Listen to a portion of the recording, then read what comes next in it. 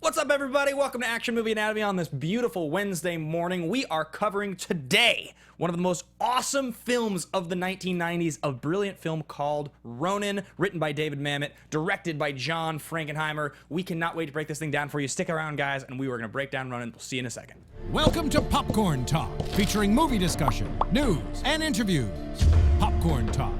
We talk movies. And now, here's Popcorn Talk's Action Movie Anatomy.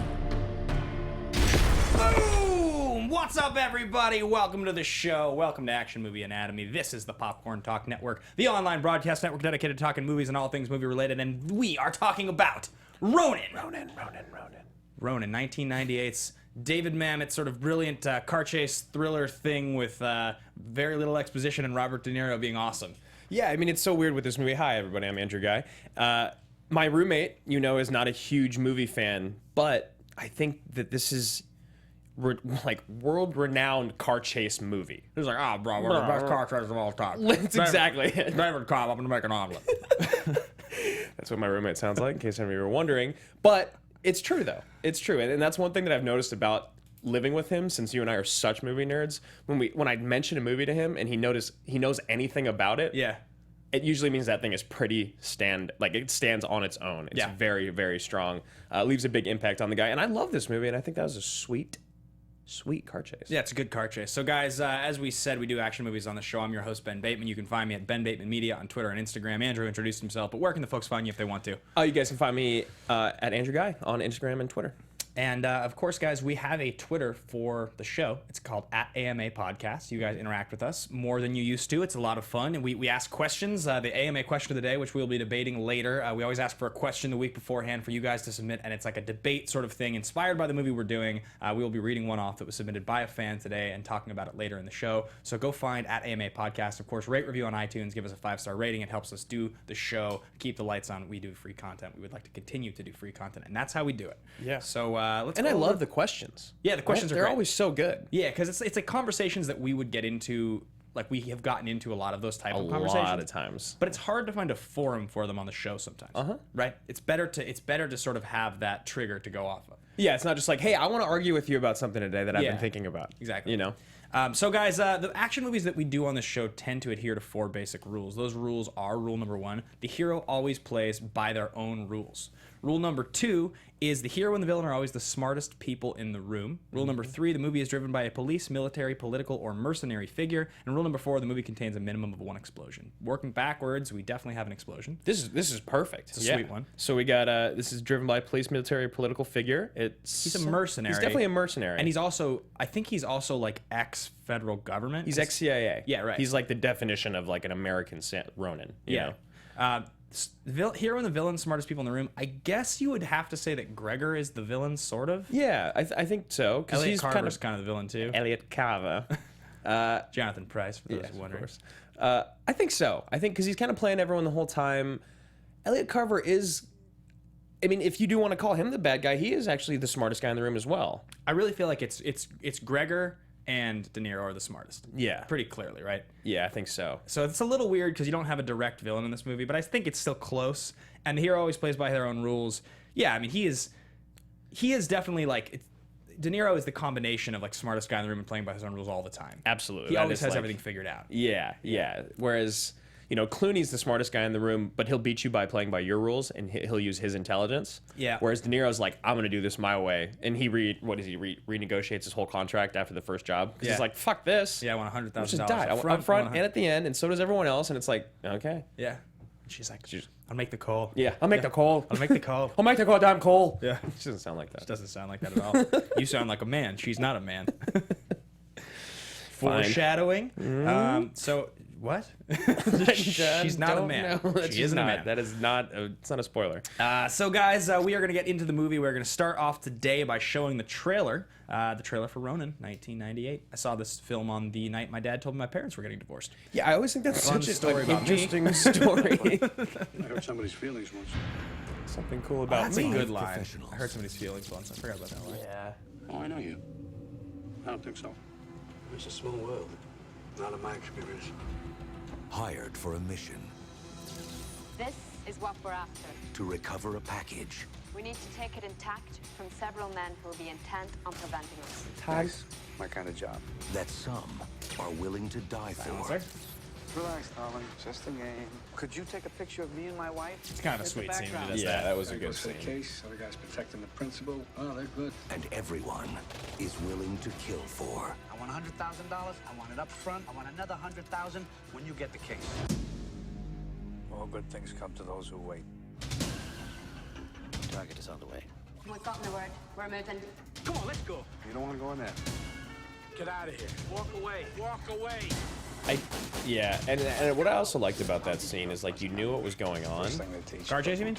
No, the him like surveilling the people at the villa. Oh yeah. We've made a good plan. But I still didn't know why he'd put the sign leaning against the luggage rack, and I was like, "What is this?" And then it surprised me. And it surprised me, and I like that. And it's also like the sort of practical thing I'm not where you're under like, any obligation to let you know If you what want nothing, the price has got to go up. why is not gonna his voice sound so high? It does. Following the wrong people. From director John Frankenheimer. That the Robert De truck, Niro. the truck is one of my favorite parts. Yeah. Stellan Skarsgård, Sean Bean, and Jonathan Pryce. God, what a sweet cast. And Elliot Carver. Ronin. You worried about saving your own skin? Yeah, I am. Covers my body. Good line. Good line. Sick burn. Hold on, I want to look at the chat here. We got some stuff going on. We got I still think that the GoldenEye car chase is better. From the video game, do you mean? Remember, it's not an action movie anatomy episode without a reference to the edge. Work it in, don't worry. Don't worry. That's a big plan. Don't worry, Charles. And then top 10 for sure in car chases, but maybe top 5 would be a tough crowd. And because people want to know, is this a top 5 car chase scene in a movie? So I believe we did on the Drive episode. I could be wrong, but I thought on the it's the Drive Drive. episode that we did top 5 car chases. I think we did, and we thought about doing it again today, doing top 5 car chases of movies that we had covered specifically on the show, but it did feel a little redundant, and... Like, give us 50 more episodes and we'll hit that one. Yeah. I think we would have ended up with a very similar top 5. Exactly, but I do think that this is one of the... off the top of my head, probably one of the top 10 car chase scenes in any action movie. Well, okay, so 3 times this week when friends of mine, not even like necessarily movie nerds, Max Brockman 453 on Twitter, who is a good friend of ours. And a movie nerd. Yeah, when I was like, hey, we're doing Ronin, he's like arguably one of the greatest car chases of all time. Your roommate, Who is definitely knows very little about movies. while making an omelet, knew Yes. that... Exactly. He wasn't really making an omelet. But he knew that this had one of the great car chases. It's definitely a thing that people reference about Ronin. It just happens to be. And I have to say, we will show the car chase later, the one in question, or at least Yeah. part of it. It does really hold up in the sense that you really feel like it makes sense. It adds up. Like the turns feel real. It doesn't ever. They employed like dozens of... I can't remember if it was hundreds or Tell me, dozens stunt of drivers? stunt drivers. 300 plus. 300, right? 300 plus. Okay, 300 plus. And then the other thing that I really loved, and I know that you probably read this too, was that scene does hold up really well. The car chase scene holds up well, that's the biggest detriment to these movies with time, and even in Born Identity. Yeah. It's kind of really... It hasn't aged well, whereas this did. And I think why a big part of it is that they had right-hand driving cars. Yeah. And they had fake steering wheels in front of De Niro. And what is her how do you say her Natascha McElhone McElhone. Natasha. from The Truman Show. Lovely. Yes, love her in that. Love that movie.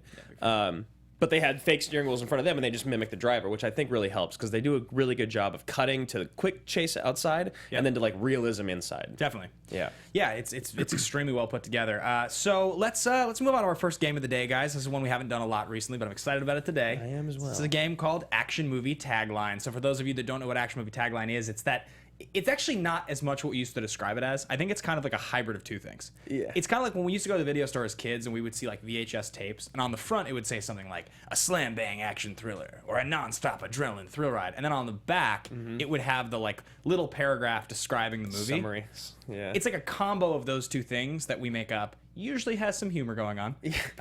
very serious. It's very serious. Let's do our Action Movie Tagline. Who would like to go first?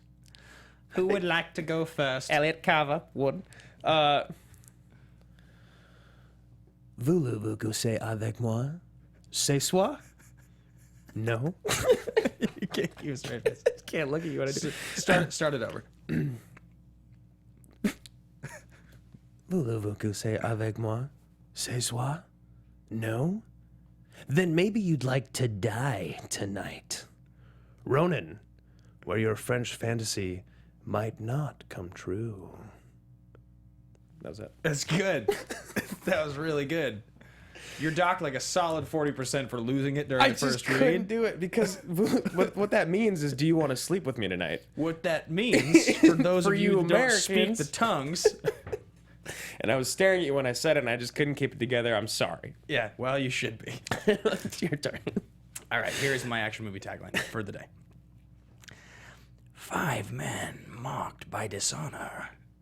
A mysterious case of incredible fortune.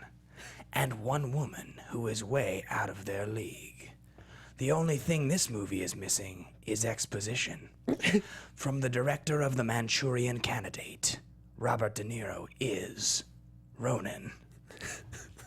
It's just good. And it was like it could have almost been used. Yeah, almost, except that she was out of their league. Except for sure that She was the Natascha McElhone in the late 90s was the definitive European-looking, extremely exotic, beautiful woman. That was badass in there. It's like slipped in there as well. She just was like, that was like what she was. Like it was, if you wanted to cast a chick who was like very clearly a supermodel, like she just looked so exotic. That was who you went to. So like they're a bunch of old crotchety hitmen, and she's supposed to be ordering them around, and they're supposed to actually listen to her. It's so unrealistic. But she does it well. Like there's never moments where you're kind of just like, oh man, she's about to get killed. The whole time you're kind of just like, no, she's untouchable. Right. Yeah, I like that. That was good. I feel like I've worked pretty hard on my mid 90s trailer voice. Yeah. Like I think I've got the 80s one pretty well, but I think my mid 90s one is I think that's my strongest one. Yeah, because the 80s one has more of that like gravelly high pitchness to it. Yeah, right. I think it's okay, but like I've seen the Congo trailer and the Snake Eyes trailer so many times now. You gotta find better things to do, man. That I feel like I've really accomplished something here. All right. Some would come to it for science. So you want to do the whole Congo I trailer? kind of wanted to just do it. All right, guys. So let's move on to the next section. We did Tagline. We are going to do another one of the games that is kind of in the same vein. And it's because if I was just to say to you, there's a movie called Ronin, you probably wouldn't think that it had anything to do with the movie we just watched. So I had told you that I'd only seen this movie like once. Yep. And I know there's 47 Ronin, and obviously there's Ronin. And I think there's like another really small indie movie called Ronin, I believe. Maybe. Yep. And so I went and I rented this movie on Amazon Prime or whatever it was, and it opened and it was like, and like the writing like in the writing beforehand about the story. Yeah, and I was like, fuck. That actually doesn't happen though. I was like, I ordered the wrong movie, didn't I? Because I didn't know that it was. I don't know. It just didn't seem like the right thing, and then it cuts to Paris. I'm like, oh, okay, good. So I am in the right place. Right. So yeah, point being is that. Yeah, with Ronin and what this is about, like the name doesn't fit the movie at all. I understand how they have to explain it twice. They have to write it out for you in the beginning, and then they have to tell you the story later. Which I was trying to decide, like, okay, let's just say you take that scene out. You don't call the movie Ronin, call it something else. But then I was like, you know what? I actually think that that's one of the better exchanges in the movie. Yeah. I think it being called Ronin is correct. I just wish they took out the captions in the beginning. I think it was unnecessary. So, speaking of names, we are going to do one of the games that we do called the AMA Name Game. This was suggested by actually one of our listeners. We've done this now a few times. So, guys, we encourage you all the time when you're listening to the show, find us on Twitter at AMA Podcast and tweet at us segment ideas. Things for us to sort of like loop into the show, because that's what we have been doing is we've been trying to, since we started the show, add more and more things to make it interesting. New games, new challenges. And the name game is a fun one we use sometimes on movies that it feels like it fits. This is a great one for it. I just had a quick epiphany. What was it? So I piggybacking on what you just said, and based off what a comment was just here in the chat saying the professional and Ronin, Jean Reno is very best.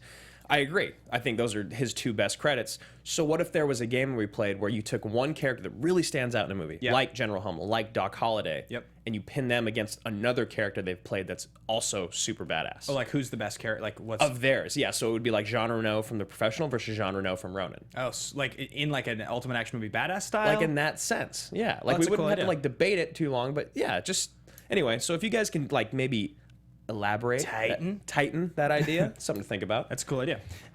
Let's do the AMA Name Game. We're just going to quickly run through this. Do you have a good name that you would like to start with? I do, and I might get crucified for this because I'm kind of cheating, and you might not like me either, because I want to call it The Equalizer.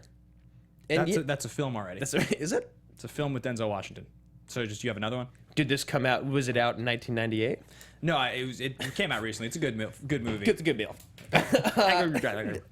The reason for this is because, like, in The Equalizer, you were watching it and it's kind of like, okay, I get it. He like calms situations and he whatever.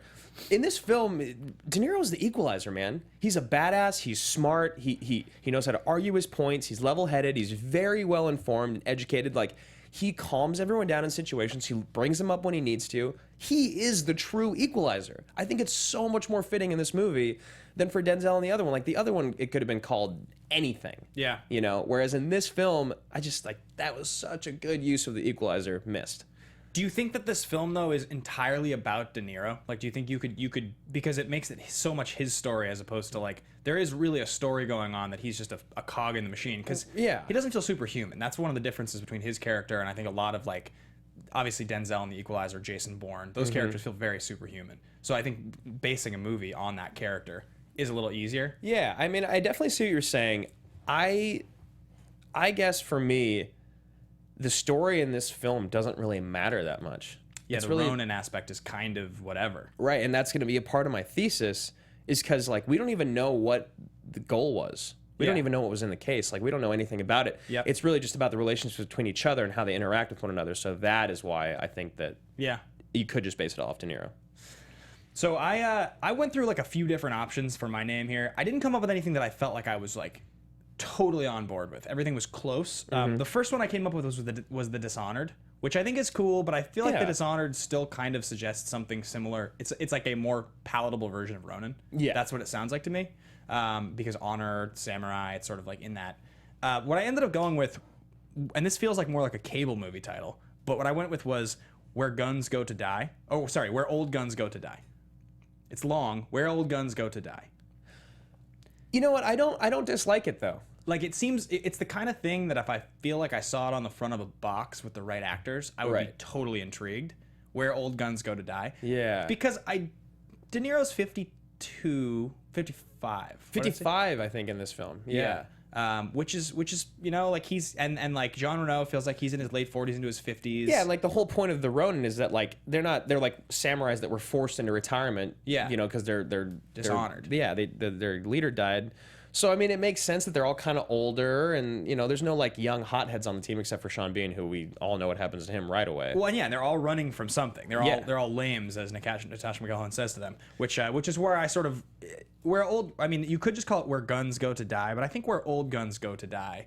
I also had Gunman Graveyard as one written down. Gunman Graveyard. Yeah, I feel like if you could find a hybrid between those two, it would be perfect because it is just a little long. Yeah, exactly. Yeah. So that is my AMA name game. If you guys have any that you think fit perfectly, you should let us know in the live chat, or always better to tweet at us, just for the record, because things get lost in the live chat easily here. So let's move on to thesis statement. This is something that we do every show, and this is if you guys haven't watched a show before, it's sort of like your big bold thought, your statement about the film that really holds together, kind of drives the thought through the movie. It's the thing that sticks out to you the most that you want to really stand behind. Defend, almost like rooted in hyperbole, should be big, important, should never be soft or loose. And it should be something that you can really argue the point. You can really, really stand behind it. To say that this is really the greatest you know? I think something that we don't describe with thesis very often, but I think this is kind of what it is like, if you're at a party and you've got a drink in your hand, you're having a good time, you're still like very coherent, and somebody says something to you, and a movie that you love comes up, that you feel like you've watched a lot of times, you have a strong point of view about, and they're like, this movie is great or not great for this reason, it's the thing that you would literally lead with. It's the thing that you would be like, yes. You know what's cool about Ronin? That's so funny you say that, because our good friend Fernie Chen, who's on, you know, The Last Ship as the bad guy, and he's in Warrior, him and I got in a really intense debate at one of the last parties about The Kingsman. Yeah. Because you and I had just done it, and I was saying how great I think that movie is and how awesome the action. He didn't like it, right? He doesn't like it. He doesn't think it's a good action movie. And I was like, what are you talking about? It's a great action movie. He's like, dude, there's nothing original in it. Yeah. And I was like, a movie doesn't have to be original to be a good action movie. It has to use its old tools well. And so I talk specifically about the badass chapel scene. Yeah. He hates it. That seems so amazing. It's so sweet because he says it's just the corniest use of speed up camera and action. And it's just, that was like I was like, the chapel scene is one of the greatest uses of slow down, speed up camera work and editing. Yeah. And he was like, it is one of the cheapest uses of it, and I can't stand it. Yeah. So that's what we're talking about, guys. So I'm going to go and lead with my thesis statement on Ronin is, this is De Niro's last truly badass masculine role in a film.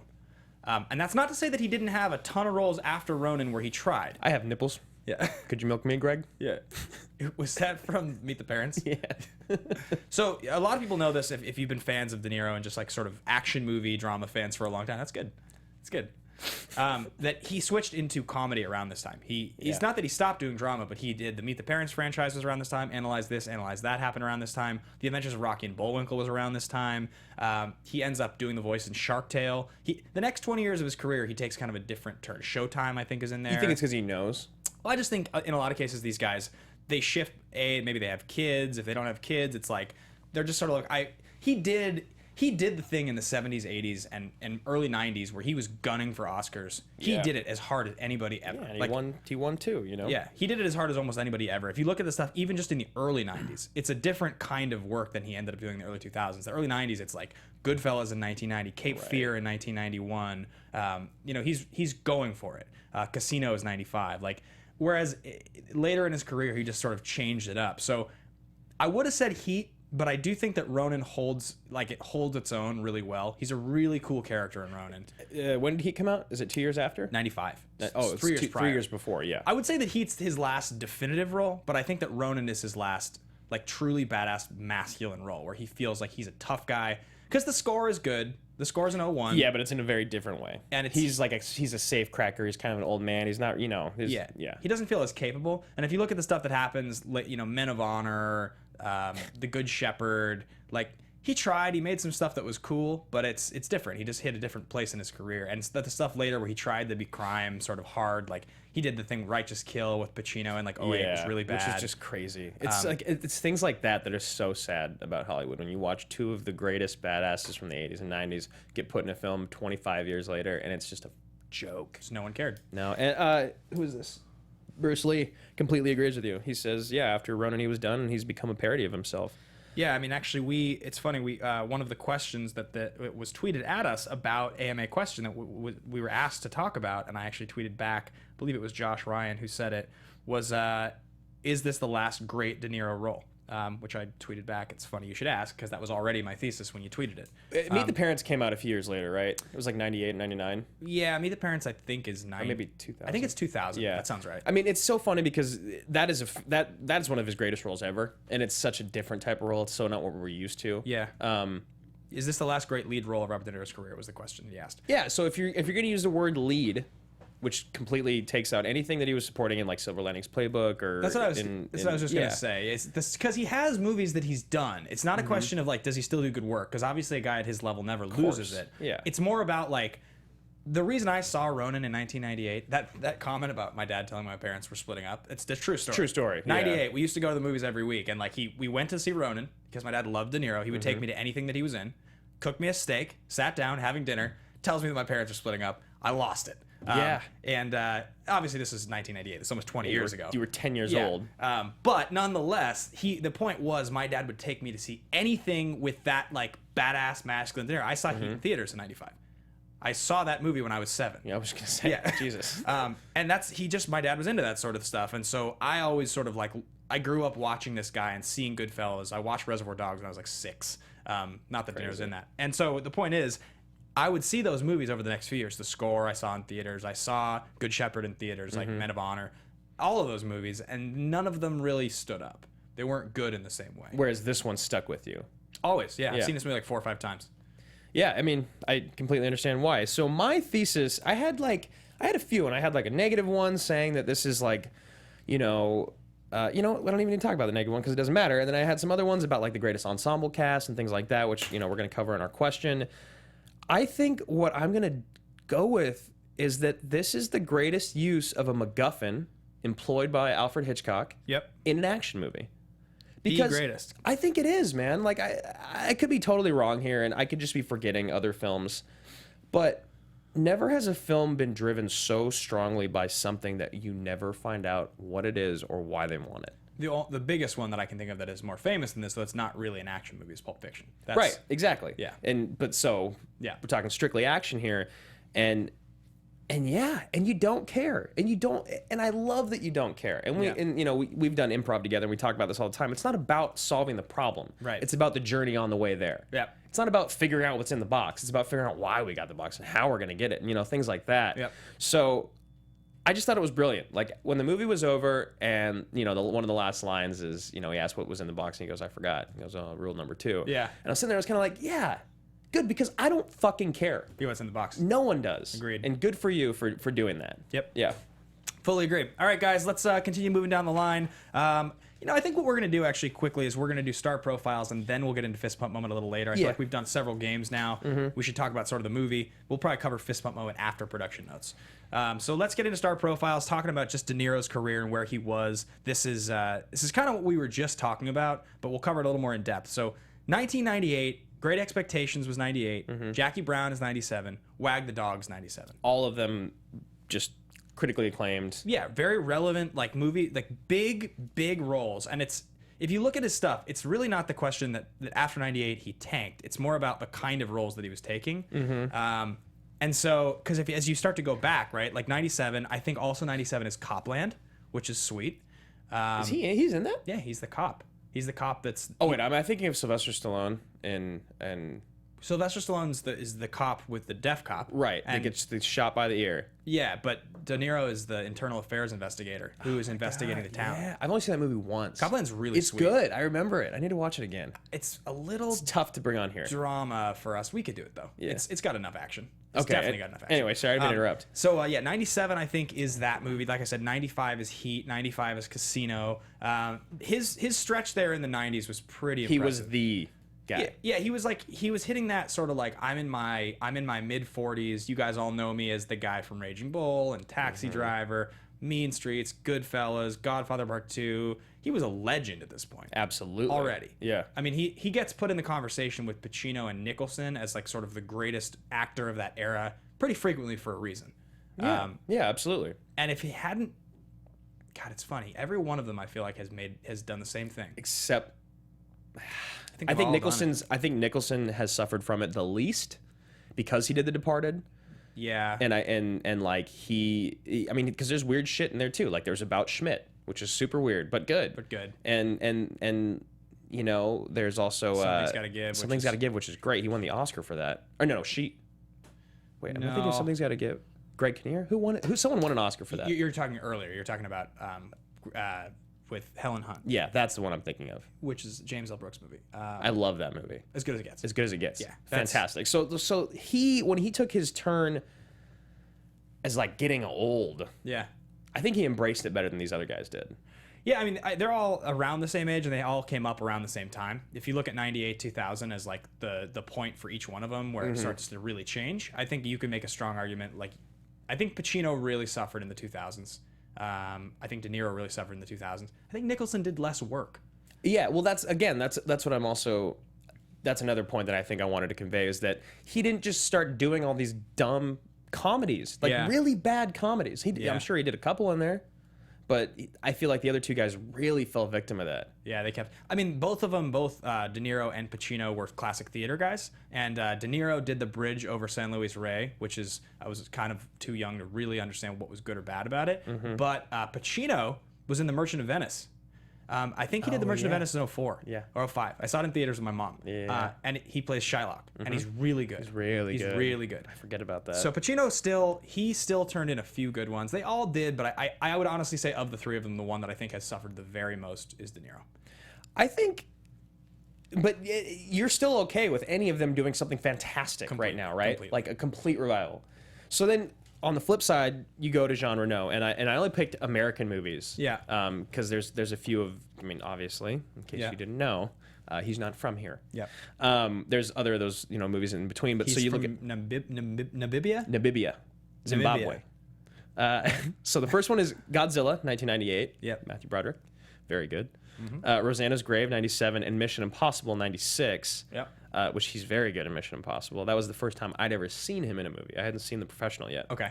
And I was like, this guy's a bad guy. He's a bad guy. But he was on the other side of it as he'd been very successful in his home country. And then coming here, working with De Niro, who's like you said, he's a legend. Completely. And Reno is just breaking into the American film scene. And he's doing it really well. You know, like he's had a few titles in there, but now he's starting to really work specifically in America, in Hollywood. Right. Which it's weird because Leon is basically, in my mind, his biggest lead role ever. Reno. Yeah.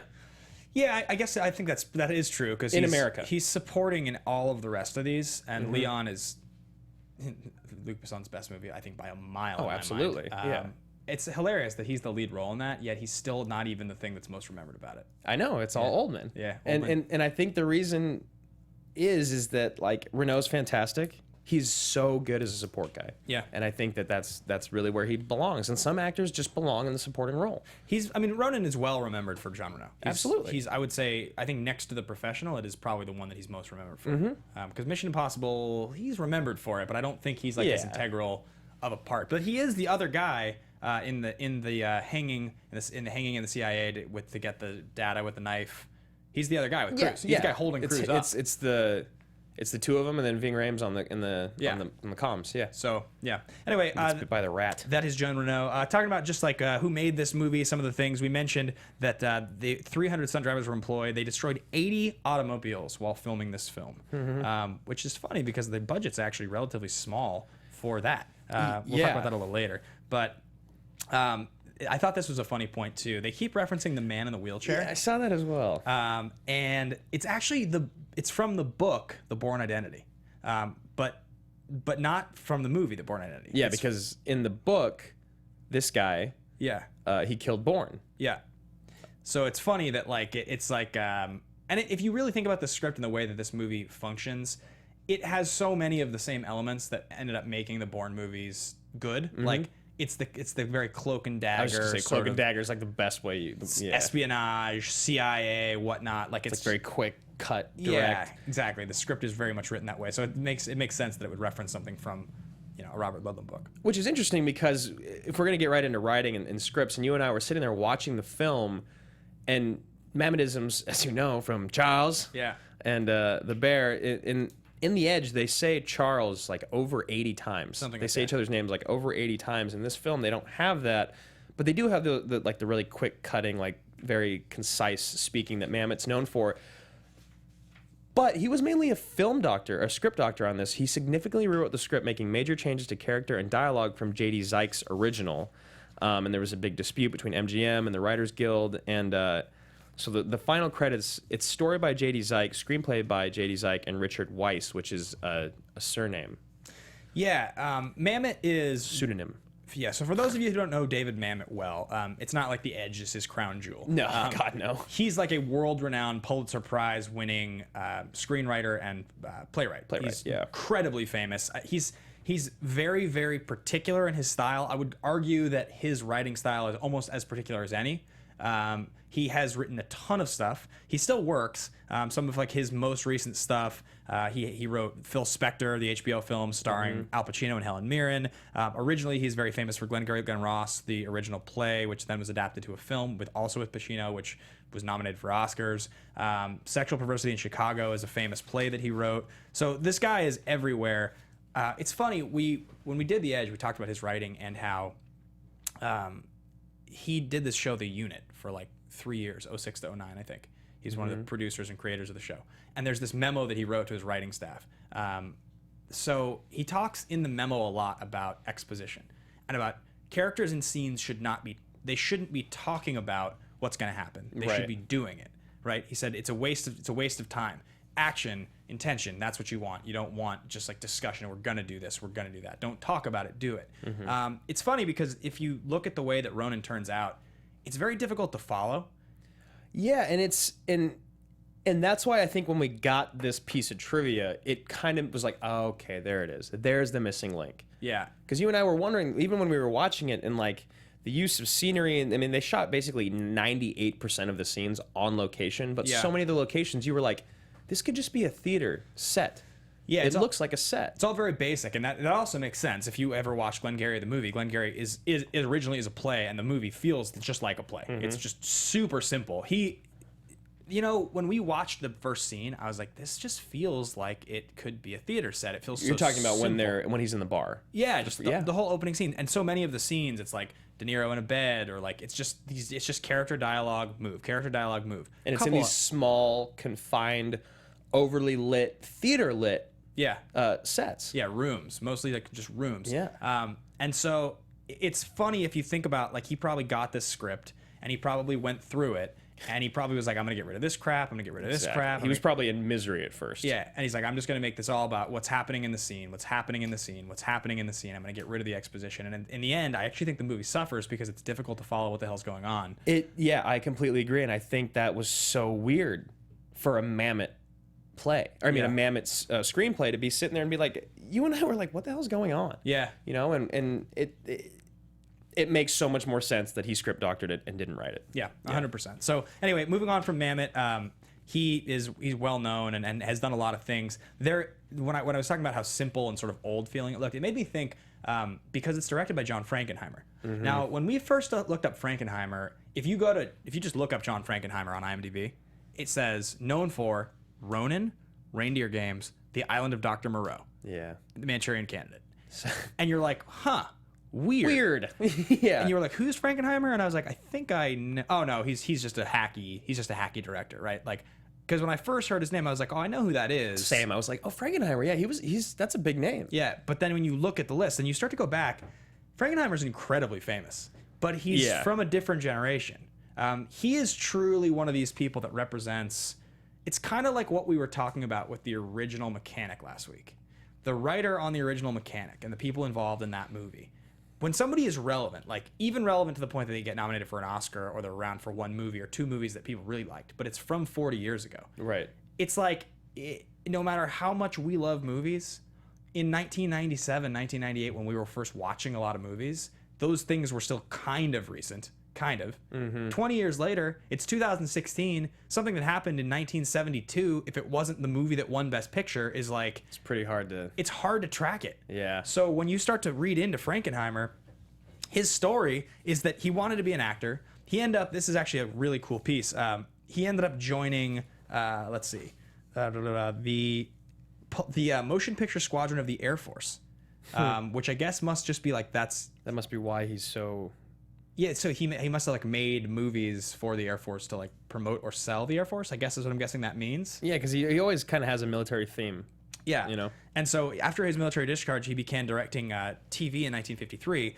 He ended up like his major credits, aside from Ronin, Birdman of Alcatraz, The Manchurian Candidate, 7 Days in May, The Train, Seconds, Grand Prix, French Connection 2, and Black Sunday. So quite honestly, I have never seen a single one of those movies other than The Manchurian Candidate. I've seen the original Manchurian Candidate. Right, which is funny because he was supposed to originally direct the Breakfast at Tiffany's with Marilyn Monroe. Starring, yeah, Marilyn Monroe, but Audrey Hepburn took the role. She's like, I've never heard of him. I don't want him to do it. Yeah. So then he goes and directs Manchurian Candidate. Yeah, which is ultimately his most famous, I guess. I mean, that's a famous movie, Yeah. you know, to get remade, and it's not like looked at in a negative way at all. It's still, you know, it's still one of the greats. Yeah, he also he was a guy that sort of had his finger on the pulse politically of societal issues. That a lot of his movies sort of reflected what was going on. Manchurian Candidate is that way. Yeah, it's a trippy movie. Yeah, and he also was very famous for adapting plays for television. He was noted for directing 50 plays that were put on, which TV. makes so much sense. Like when we were sitting there talking, and then that's what stemmed the conversation of the director. Was we were sitting there talking, we're like, it's so crazy. You know, you were saying that it just looks like a play, and it's, it must be because Mamet wrote it. And it's like, yeah, definitely. It's like, oh, well, you know, the director has a big part of that. So we looked up the director, and then this was like, oh my God. So you've got a playwright and a play director that's like adapting play to television, which is one of the hardest things to do. Yeah. To take a play and just put it on TV. Completely. It makes so much sense in the set and costume and lighting design. Yeah, the other thing that's funny about it is, like, as a guy who was so famous for doing films in the 60s and 70s, the fact that Ronin is as good as it is actually kind of remarkable, considering the movies that came out after and before Island of Dr. Moreau and Reindeer Games. Why is Ronin as good as it is? It's just like, it's tight. It's got a really good cast. It's got a great car chase. It's 35 minutes too long. It is. But I mean, when we were watching some of those scenes, it was like, why is it that, you know, I made the comment. I was like, you know, Stellan Skarsgård, this is the same year that he did Good Will Hunting. And it blew my mind. It literally blew my mind. And I think it's because Frankenheimer is such an old school looking director. Yeah. I mean, he died in 2002. He died 4 years after this. But I think he's such an old school looking director that I was like, this could be 1988. I literally kept, when I was talking, I was like, this is 30 years ago. You go, dude, it was 20 years ago. I go, yeah, 2020. And then like, yeah, and I mean, this came out 30 years. I kept saying that. Yeah. And it's because it feels like it came out in the 80s. Yeah, this movie kind of feels like it was like 82, 86, 88, something like that. If you guys have ever seen To Live and Die in L.A., this feels a lot more like watching To Live and Die in L.A. than it feels like watching, say, Face Off or something. Right, and we could be looking at this in the complete wrong light, and that's actually a piece of art. Like, that's beauty, that he was able to take it back and make it look older and more. Maybe that helped the whole like cloak and dagger film noir European thing. It has kind of a gritty thing going on, which I think is cool. It's very simple. But anyway, lastly, we'll talk about the producer, Frank Mancuso Jr. He's not exactly known for producing Oscar-winning material. His dad was Frank Mancuso Sr., who was the former CEO of both Paramount and MGM. So his son, Frank Mancuso Jr., produced all of the Species films. Nice. He produced Stigmata, and five of the Friday the 13th series. Ronin is by far the best movie he ever made. Yep. So that's pretty interesting. I do think it's interesting, though, to note, normally when we look up action movies, they have like 11 producers. Yes. He's the only person credited as producer. He has an EP this is like one of 2 credits, and he has an associate producer who's done a lot of television. Yeah. That's crazy. When I was just pulling the names, I was like, wow, this was a long time ago, because there's one name here, and there's 5 names involved between the writer, director, producer. That's Never it. happens. So let's move into fist bump. Let's move into fist bump moment. Yes. So guys, this is the part of the show where we talk about something in the movie that just made us go like, fuck yeah, that was just awesome. You look around, you're like, are you watching this right now? Like, it's just so fucking cool. Yeah. You're like, you sort of have that I get to watch the rest of this movie moment. You almost give a literal fist pump. Could be anything. Could be the title sequence. Could be a headshot. Could be a fight. Could be a line. Mine's one of those. Today, mine is one of those like very odd small things that just like really stood out to me. What do you got? So it was. It's funny because, again, it was the second time I sat down and watched this all the way through since I was a kid and in my whole life. And it was like your 3rd or 4th time watching it. And so when the first car chase happens with the ambush, we were kind of like, wait, is this a car chase or not? This is a pretty good car chase. Yeah. And then the second car chase happens at the end. And you're just like, oh no, this is you can feel it immediately, right? Yeah. But my favorite thing, my fist pump moment was they're driving and it's just kind of getting intense, and all of a sudden you see De Niro put on his seatbelt. Yeah. And Reno kind of looks at him. And then it cuts to the other car, and then you see the I think she puts on her seatbelt, and then something happens again, and then Carver puts on his seatbelt. And I was like, that was when I looked at her, I was like, fuck yeah. Carver, you mean Jonathan Pryce? Yeah. I will only refer to him as Elliot Carver. But that was my fist pump moment, is because like, that's what I would do. Yeah. If I got in a car chase and it was like getting really intense, I mean, of course I didn't get in the car and put on my seatbelt and check my mirrors. I just got in the fucking car and I'm driving. Yeah. And then you're getting there, you're like, holy shit, you're driving around. You're like, okay, this is getting really intense. Yeah. Like, I need to buckle in. And you also see at the end, I think it's Skarsgård that puts a seatbelt on, because Pryce does not put a seatbelt on. He's messed up the most when the car flips. Right. Anyway, so that is my fist pump moment, is when the seatbelts are slowly getting put on through the final car chase. So I'm going to go with one that I think is probably like a little more predictable than that. And it's, when I saw this movie as a kid, the thing I remembered the very most, there was 2 scenes. I remember the scene where De Niro's taking the bullet out. And I remember the scene where he's punking Sean Bean. Because the first like 20 minutes of this movie are like some of the best, I think. Yeah. I love the interactions between Sean Bean and De Niro. It's such a qualifier moment for De Niro to punk him as hard as he does. Yeah, and Sean Bean is so good at doing what he's being a little weasel, because even when she's talking, he's like, well, why you say 5 to 8 then if you don't know? She's like, well, because there's 2 to 3 cars. You go, well, why 5? You know, he's just like, shut up. Yeah. You know? It's awesome. It's the scene where he gets up and he's like, but shooters here and shooters here. De Niro walks up and he like wipes his thing off. He's like, draw it again. He's like, what do you do? He's like, draw it again. The shooters here. Where'd you learn that one? Yeah. Right? And he's like, what color is the boathouse at Hereford? And he's like, what are you doing? What color is the boathouse at Hereford?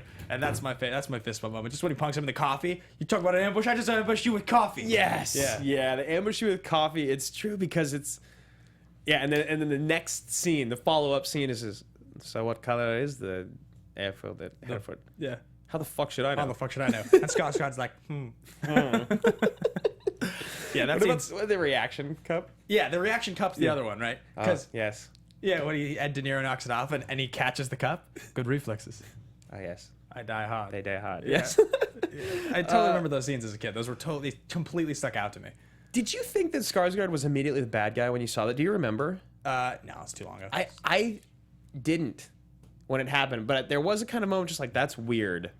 Yeah. What does that mean? Right. But I was like, I thought Sean Bean was going to come back and be the bad guy. Right. And then I think right after that scene is when you see Carver for the first time. Yeah. Jonathan Pryce. Jonathan Pryce.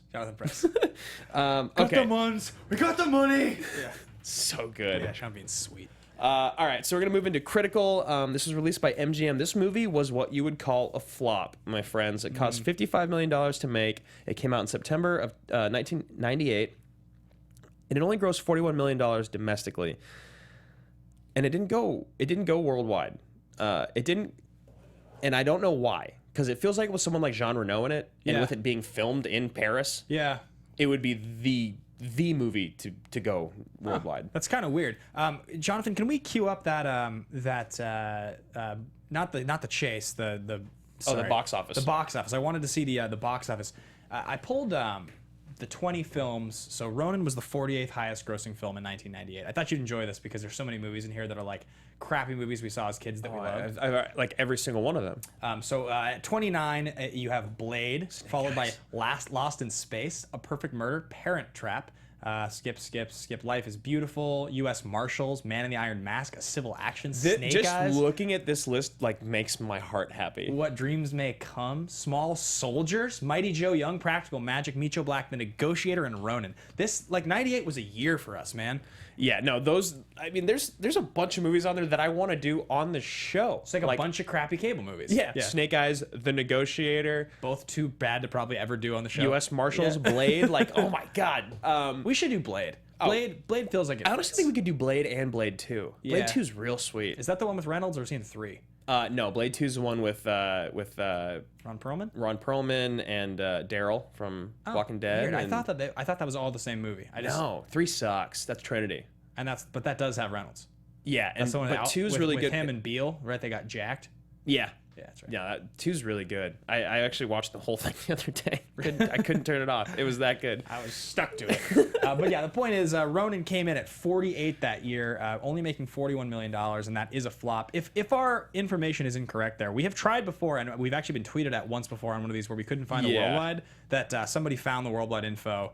Which guys, I feel like we could be wrong. I always look at Box Office Mojo. I forgot to check the numbers this week. Those are my 2 big ones, and Wikipedia.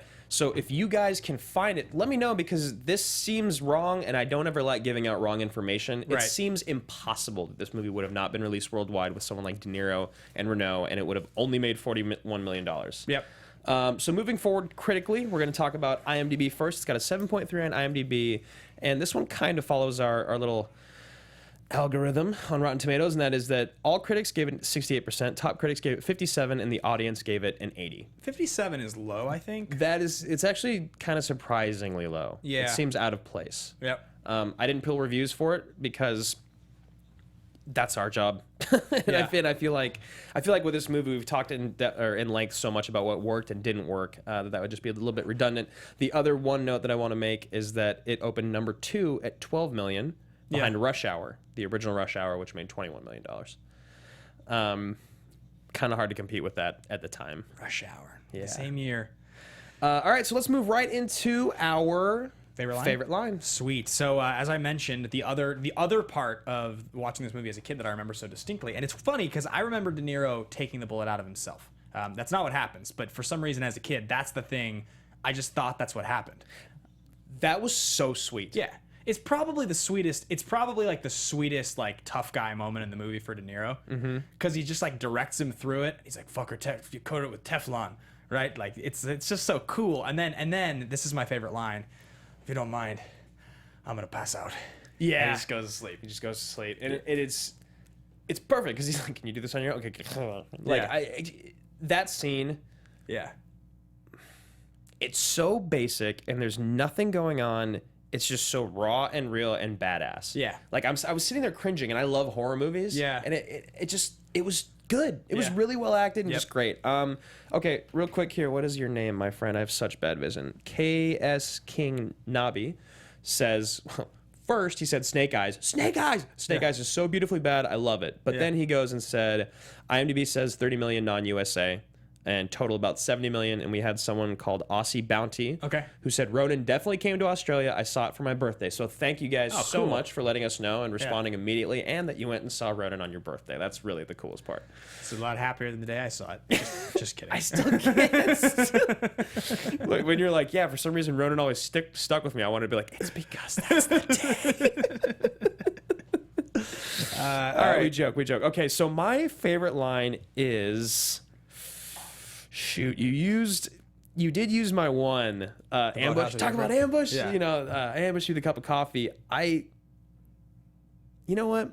I think I still gotta do it. I think it's still my favorite one. Well, then I'll throw. So you use that one then. Yeah. And I will say the other line that I really like is when Sean Bean first says to De Niro, "You ever kill anybody?" And he's like, "Hurt someone's feelings once." Someone's feeling ones. I did have like a second fist pump, and that was when they're walking into the tunnel for the gun exchange. Yeah. It's so weird, and Jordan's like, I don't like this. I got a bad feeling about this. I'm not going in there. That was like a little small fist pump, and kind of almost my favorite line at that moment, because I was just like, fuck. I was like, this guy knows that something real bad's about to go down. Yeah. So for sure. yeah, those are mine. Shall we get into our recast of the week? Yeah, it's been a while since we've done a recast, and we're gonna switch it up a little bit. Yeah, so we decided, guys, because this is not an opportunity that we get as much, which is an ensemble cast of a little bit older age, playing obviously with one female who's kind of a dominant character. It seemed like an interesting opportunity to flip the gender. That's right. So we decided we wanted to do. We're going to recast 5 actors. That's Sean Bean, Natascha McElhone, Stellan Skarsgård, Jean Reno, and De Niro. But we're going to do all women for men and one man for the woman. We are going to start with Stellan Skarsgård. Who do you have? Don't you love that we didn't? What is his name? Victor, or the poor guy, The guy that who gets gets his his throat throat slit? cut, yeah. We're just like, we're gonna put Sean Bean in. We've done like 7 and 8 actor recasts before. They take fucking forever. They're just like too much. Yeah, it's too much. Yeah, it's just too much. So you said you want to start with Skarsgård? Skarsgård. Yeah, what do you got? The bad girl, the bad woman. I'm gonna go with Angelina Jolie. You're going with Jolie on Skarsgård? I'm going with Jolie on Skarsgård. Okay, I like it. I would Jolie's probably like 46 now, 50 maybe. Yeah, I mean, all the women that I cast are, well, I think, no. Yeah, she's definitely close to 50 though. Yeah, Yeah. She's got right around there. For Stellan Skarsgård, I went young because I feel like he looks a little young in this movie. He does. And I don't actually think if he is really young because he's the tech guy, I don't think it's an issue. So I went with Rooney Mara. I love her. Yeah, Dragon but I like Tattoo. that. I just like her. I think she's great. I think she's a great actress, and I think she would be able to pull off kind of like, as she has pulled off like creepy and weird before. Right. Put some glasses or whatever. I just think she'd be kind of a cool like sort of villain. Jolie look like all creepy and weird like that. I can see it. I just haven't seen her do anything in forever. All right, so who do you have for the Sean Bean? Who do you have for the Sean Bean? Sean Bean. Who is it? I went Rosamund Pike. Oh, that's pretty good. And because you know how I feel about her, I just Yeah. think she's the best at kind of just being like a snooty bitch. Yeah. And I think that if she, instead of being kind of like, because he's kind of scrappy and kind of an asshole and like, he's taken his more lower class. Yeah. I think if she played his character super high class. Yeah. And then was put on blast for being full of crap. Yeah. It would just be, I would love it. Yeah. Yeah. That's sweet. All right, this is kind of a weird one, but for my Sean Bean, I went Charlize, and I'll tell you why. Okay.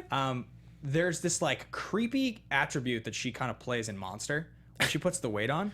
Yeah, I mean, there's a lot of creepy attributes about that. But she's like squirrely and weird and creepy, and she's Yeah. good at it. She's really good at it. Which is because I've heard when that woman walks in a room, Yeah. every single person can feel her presence and her power Yeah. and her confidence. So when you see her being kind of like uncomfortable in her own skin, Yeah. there is something eerie about it. Absolutely, yeah. I mean, I was definitely I was definitely struck by her when I met her. I mean, she's definitely was pretty intense. So, right. Yeah. But I liked it. It's a weird one because it seems weird that she would like gain weight and like put on that character for this. And if she doesn't, it's hard because she's so beautiful. Yeah. But I still think she would be great at it. Like I think she could just be like really like squirrely and like not trustworthy. I think she could play the role really well. Yeah, it would also be another one of those situations, just like in this one, where you're like, God damn it, he's gone. I wanted him in more of this film. Yeah, exactly, How bad did you want Sean Bean to come back as a bad guy? Yeah, it's like it's somehow. He should have. Yeah. What about your Natascha McElhone?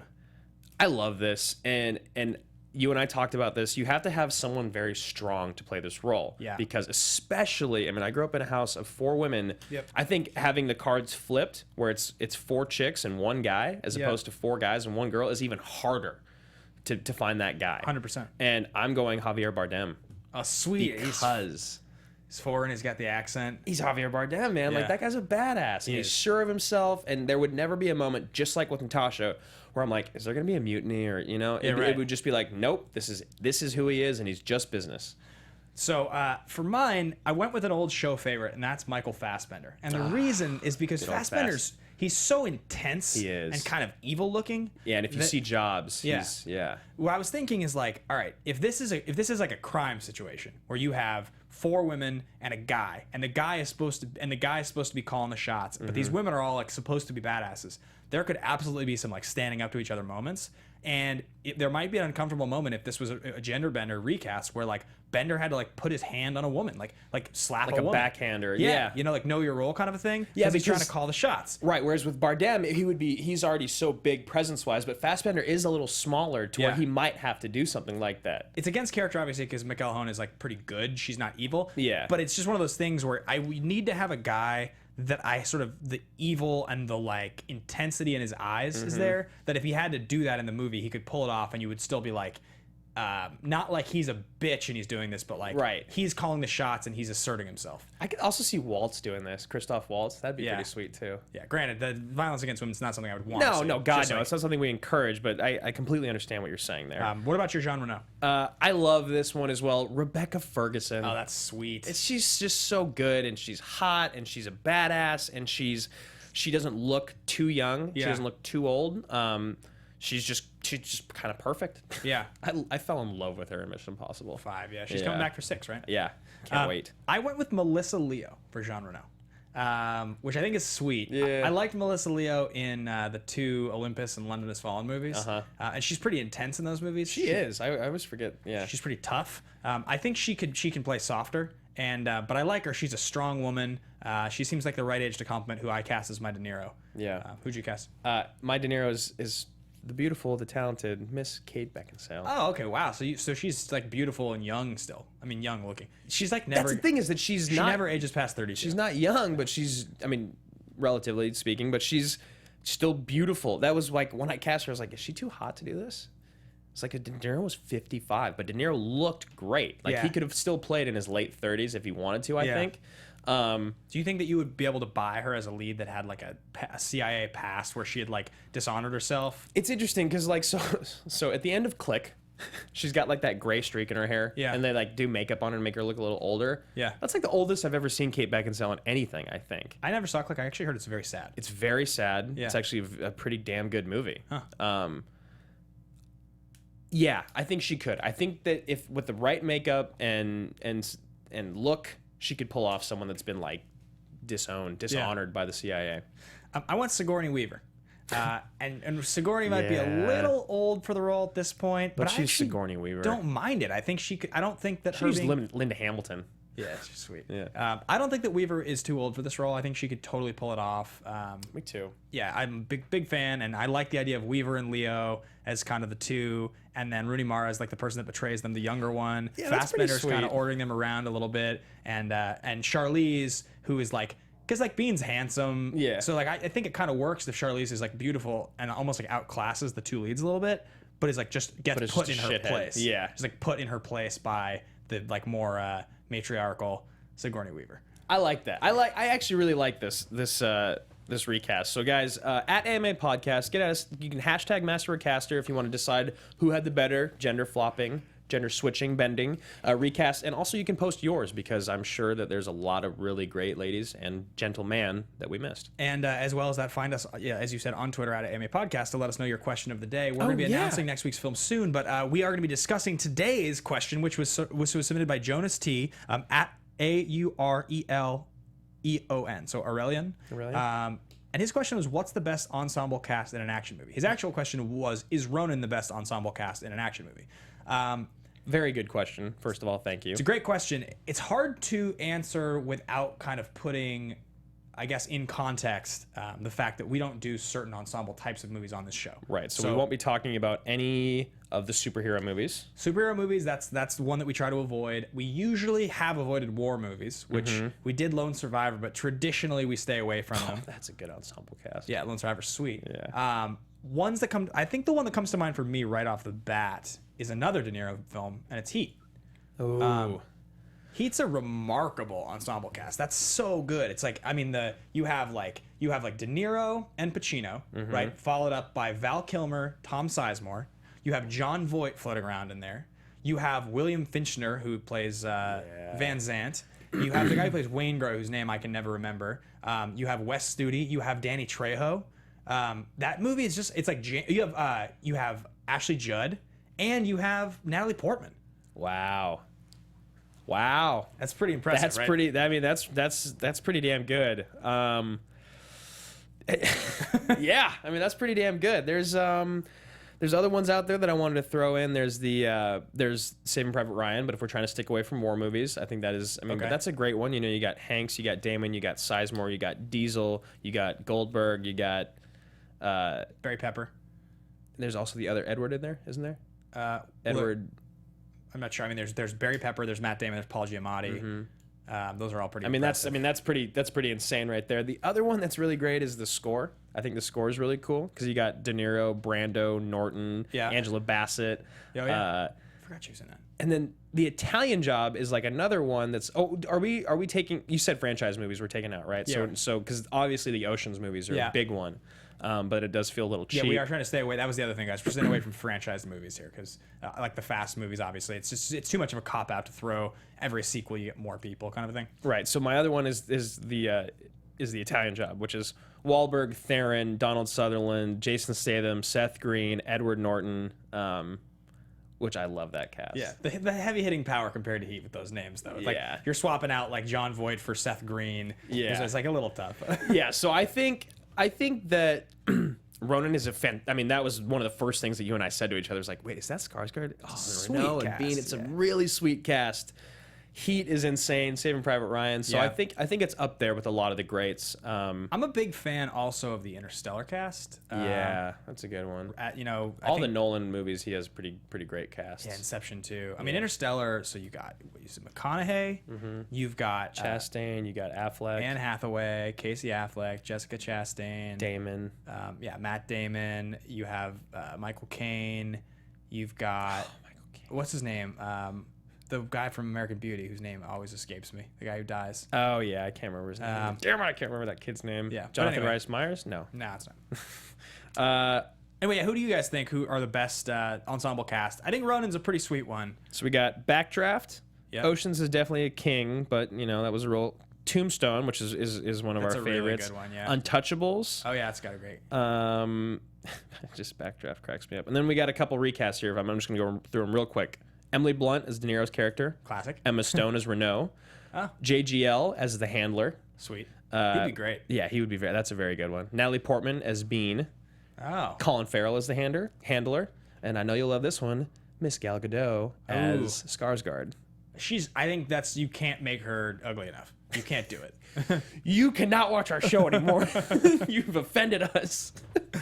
All right, so let's move on to... Which of the three categories this one fits into? I think so, yeah. What color is the boathouse at Hereford? What color's the boathouse? What is it? That was just a little Cage versus Cruise. Oh, wait, hold on. We got to get a Finney one in there. Yeah. What's a Finney one? Can you stitch this up yourself? I'm going to pass out.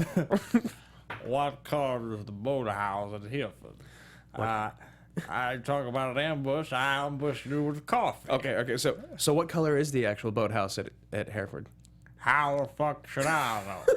How the fuck should I know? How the fuck should I know? All right. So the three categories, guys, we have Totally Ridiculous, which is Fall Off a Cliff. That's like Face Off. That's what are some other ones in there? Con Air. I love Con Air. We've got Totally Legitimate. So we got like The Fugitive, Terminator 2. Yeah, all those really Matrix based in usually. It's not their just grounded real. reality. It's like the stakes usually feel real. They're well acted. They hold together. You never laugh unintentionally. They're usually regarded as classic films. Yeah. And then you've got our favorite category, which is the middle category, which is Ridiculous Legitimate or Legitimately Ridiculous, which is kind of that pinnacle of reality meets fun. And so those are movies in there like Predator, some of these Speed is in there, Point Break. Rock. The things that they kind of make you laugh every now and then. You're not supposed to, but for the most part, you're just like, this is a really, really good movie. Yeah, I would go with this one. Totally legitimate. I would too, and I think Like you said, it needs to be 35 minutes shorter. Yep. I don't think that would have changed anything about it, other than it would have felt even more legitimate, I think. I don't think there's really any arguing points for anything there. So we have one thing left on the show that week, and that is called The Pitch. We got Jonathan up in the booth today instead of Mr. Donica, who missed the cue last week anyway. But Jonathan, how you doing, Tiger man? Q. Hang on, getting it. Hey, how's it going? Oh, there you go. Do you have the tiger growl? Oh, we didn't even ever show the scene. That is what it is. It is what it is. We've done a long show today. Jonathan, where can the people find you, my brother? On the internet, JonathanQMoulton.com. We like to talk to our engineers. Yes, we do. So, guys, we have a special version of the pitch this week, and it's a little... We don't actually know what's exactly going to happen. So we have an incredible actress coming in. Her name is Rachel Brooks Smith. She's an actress, a gymnast, a model. She's an entrepreneur. She has her own clothing company called Disruptive Clothing. She was in the studio about a month ago doing a spotlight on, I believe, or something for just a sit-down interview. And we decided to approach her because, hey, we love action movies. She's in action movies. About coming on the show, and she's very, very excited to do it. We're in talks with her publicist right now. It's either going to be next Wednesday or the Wednesday following. And we're going to let her pick the movie. So I suggested The Raid Redemption because she loves martial arts, and we've talked about that on the show. Yep. Awesome film.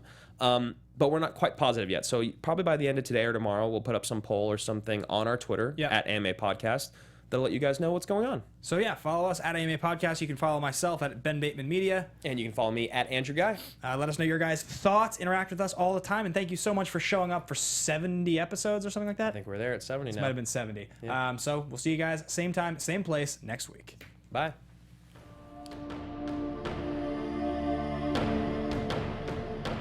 From producers Maria Menounos, Kevin Undergaro, Phil Svitek, and the entire Popcorn Talk Network, we would like to thank you for tuning in. For questions or comments, be sure to visit popcorntalk.com. I'm Sir Richard Wentworth, and this has been a presentation of the Popcorn Talk Network. The views expressed herein are those of the hosts only and do not necessarily reflect the views of the Popcorn Talk Network or its owners or principals.